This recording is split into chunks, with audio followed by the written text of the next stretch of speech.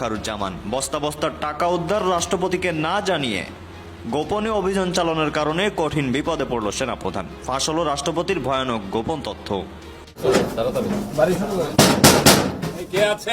বাংলাদেশের রাজনৈতিক অঙ্গন কাঁপিয়ে দেওয়া এক নজিরবিহীন ঘটনায় গতরাতে রাজধানীর অভিজাত গুলশান এলাকায় রাষ্ট্রপতি শাহাবুদ্দিন চুপ্পুর ব্যক্তিগত বাড়িতে ভয়ঙ্কর সেনা অভিযান। আমাদের বাংলাদেশে বর্তমানে দুর্নীতির আখড়া বাংলাদেশ তৈরি হয়ে গেছে।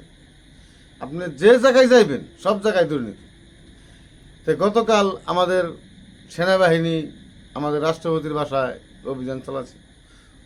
ওনার বাসা থেকে আমাদের রাষ্ট্রপতির বাসা থেকে 400 কোটি টাকা নগদ উদ্ধার হয়েছে। তো দর্শক দেখেন, আমাদের রাষ্ট্রপতি ওনার বাসা থেকে নগদ 400 কোটি টাকা উদ্ধার। তুমি তো রাষ্ট্রদ্রোহী ধরা দাও নাকি। তা আমি স্যালুট জানাই আমাদের সেনাবাহিনীকে। তা আপনারা এই রাষ্ট্রপতি বাসায় অভিযান চালাচ্ছেন। সারা বাংলাদেশের যে কোনো রাজনৈতিক দল, যে কোনো নেতাকর্মী যাদের কাছে তথ্য পাইবেন আপনারা অভিযান চালাইয়া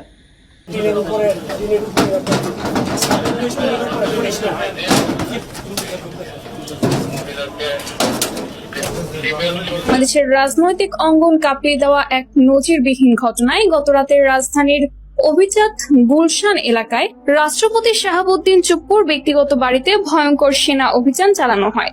আর সেই অভিযানে হাতে নাতে উদ্ধার হয় প্রায় 400 কোটি টাকার নগদ অর্থ। পুরো জাতি এখন হতবাক, বিস্মিত আর ক্ষুব্ধ। বিশ্বস্ত গোয়েন্দা তথ্যের ভিত্তিতে সেনাবাহিনীর একটি বিশেষ টাস্ক ফোর্স রাত 12টার কিছু পর রাষ্ট্রপতির বাড়ি ঘিরে ফেলে। চারপাশে মোতায়েন করা হয় সাজোয়া যান ও আধুনিক অস্ত্রে সজ্জিত কমান্ডো টিম। এলাকাবাসী প্রথমে ভেবেছিল হয়তো সন্ত্রাস বিরোধী কোনো অভিযান চলছে, কিন্তু ভোরের আলো ফুটতেই সবাই জানতে পারে অভিযানের লক্ষ্য ছিল রাষ্ট্রপতির নিজস্ব বাড়ি। অভিযানে অংশ নেওয়া সেনা কর্মকর্তারা জানিয়েছেন, বাড়ির বেসমেন্টে তৈরি বিশেষ ভল্ট রুম থেকে বের করা হয় বাক্সের পর বাক্স ভরা নগদ টাকা।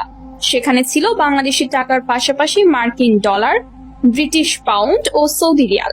একটানা কয়েক ঘন্টা গণনা শেষে হিসাব দাঁড়ায় প্রায় 400 কোটি টাকা। এ যেন এক পরিবারের লোভের ভয়ঙ্কর চিত্র, যা গোটা জাতিকে স্তব্ধ করে দিয়েছে।